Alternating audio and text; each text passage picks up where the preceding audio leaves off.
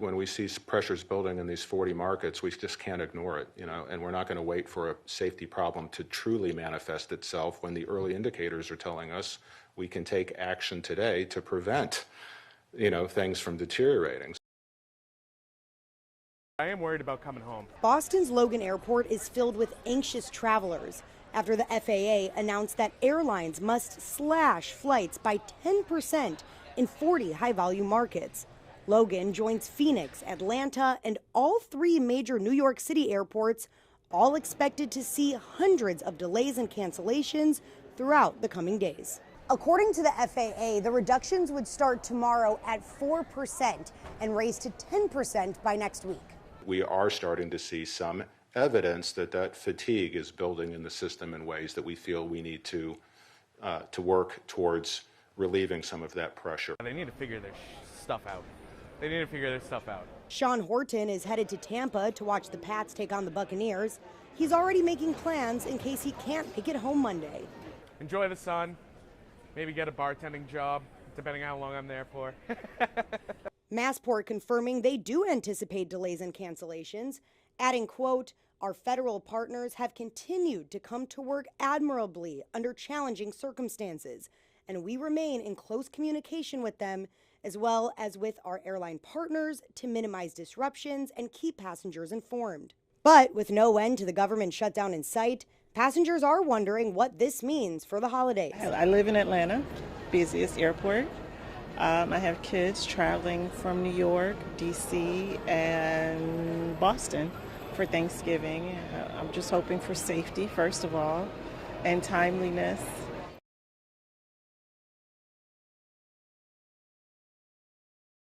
The race is on to fund the government before the shutdown puts air travel at risk. Here's a live look right now at Hartsfield Jackson International Airport there in Atlanta, one of dozens set to feel the impact. And thanks for joining us.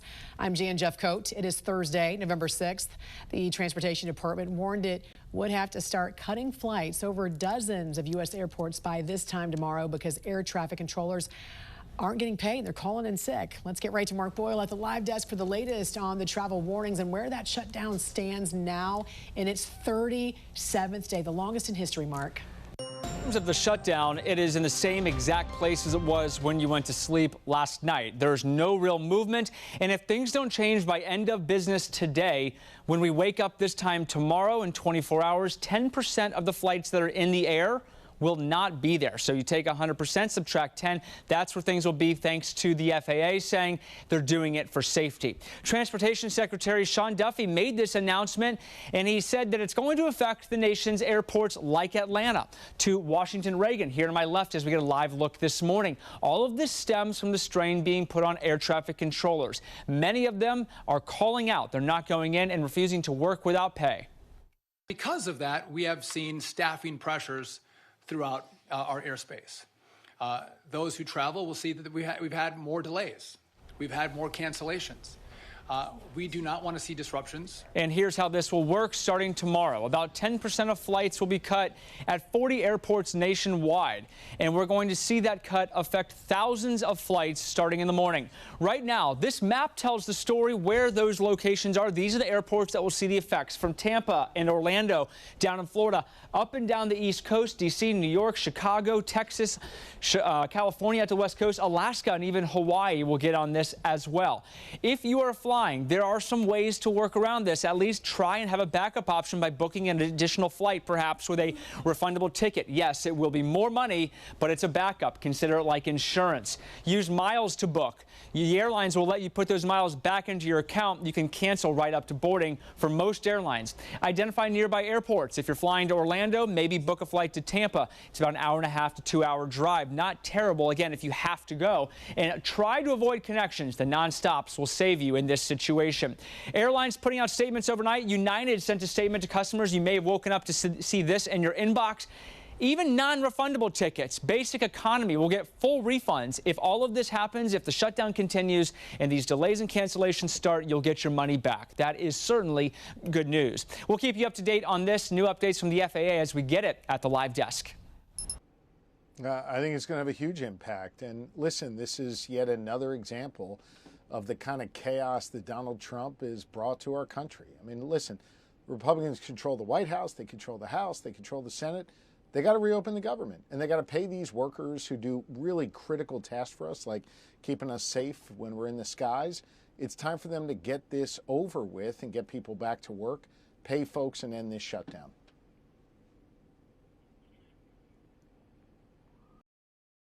The impact here will be huge for the American traveler. The FAA says it will cut about 10% of flights at 40 major airports starting tomorrow. That's unless the government reopens. The reason? Air traffic controller shortages. FAA facilities report more than 400 of them since the shutdown began. They're not calling in sick. They're calling in saying, I don't have childcare today. What do you want me to do? A controller union leader says the need to address the strain on the system is urgent. The FAA agrees. And we're not going to wait for a safety problem to truly manifest itself when the early indicators are telling us we can take action today to prevent, things from deteriorating. An airline source says companies got about an hour's notice about the plan. Now they're scrambling to adjust their flights. United says it aims to keep hub-to-hub schedules normal, but the CEO of Frontier Airlines warns some passengers could get stranded. He suggests people flying Frontier within 10 days book backup tickets. Across airlines, passengers leaving tomorrow might not get much warning if they're affected. That's because the FAA initially declined to name the impacted airports. What the FAA is talking about here is equivalent to canceling about 4,500 flights a day. By my math, that's about 30% worse than the worst day for flight cancellations in the last year. I'm Amy Kiley reporting. In this church basement, an assembly line of volunteers prepares plates destined for the airport. They're going to work every day. At least this is one thing we can help them out with. And we're going to load these up. Daryl English is the regional president of the National Union representing Transportation Security Administration officers. You're awesome back here.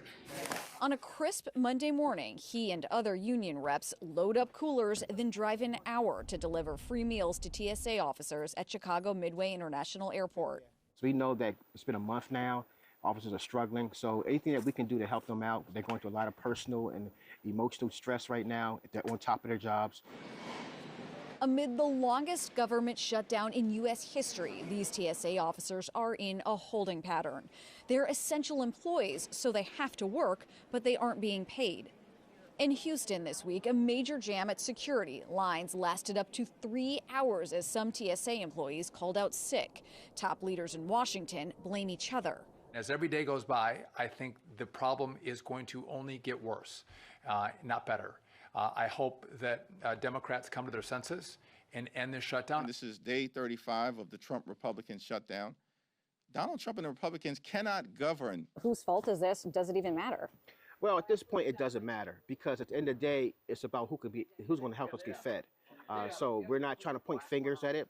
We're just trying to bring people together. I felt like I was pushed into a corner. Roxy Knightley was a TSA officer until Friday, when she says she resigned. I tried to push through for as long as I could, but my lease is literally about to end within the next 2 weeks. And landlords require 2 pay stubs. I do not have 2 recent pay stubs. Now, Roxy is moving out of state to live with a friend. I kind of feel a little bit lost, to be honest with you, because I did, intend to continue working as a transportation security officer. It definitely was not an easy decision for me to have to make. It breaks my heart that it's come to this. So what can travelers expect in the coming days, Pete? Not an easy go at it. Supporters say this is about safety, but the critics here are underscoring this and asking, is this about political leverage? Because millions of travelers woke up to emails overnight from airlines warning about possible changes to their flight. This is now the most direct consequence the government shutdown has had on air travel.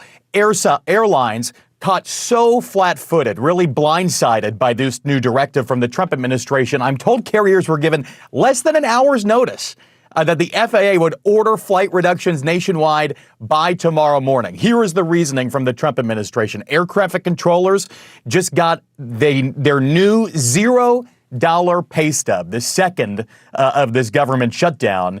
Transportation Secretary Sean Duffy says that puts stress in the national airspace system, and it's reached the point where it's no longer safe to operate at full capacity. Here is the new directive broken down. If there's no deal to reopen the government, the FAA will reduce flights by roughly 10% at 40 of the country's biggest airports. An FAA source tells me the list is expected to include what are known as the Core 30 airports. Those are the busiest, most operationally critical airports nationwide. FAA Administrator Brian Bedford says the new policy was guided by safety reports from pilots, not air traffic controllers, that these reductions are intended to protect. Controllers tell me there's a lot of confusion right now among their ranks about how exactly this will be implemented.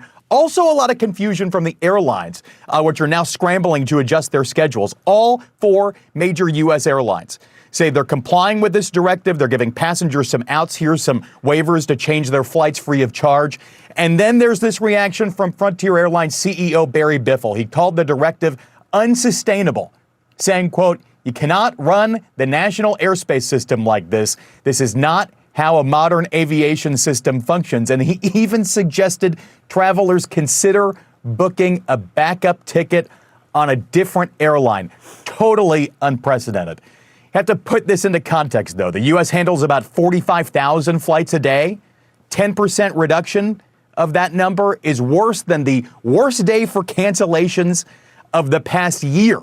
Every day until the shutdown ends. This is not a small tweak. Aviation's a multi-billion-dollar industry, and when you slow the system, you slow commerce, travel, supply chains nationwide. The clock is really ticking now. Never in modern U.S. aviation history has the federal government done an across-the-board cut to flight capacity like this, and it now seems that passengers are really going to be the ones who have to pay for it.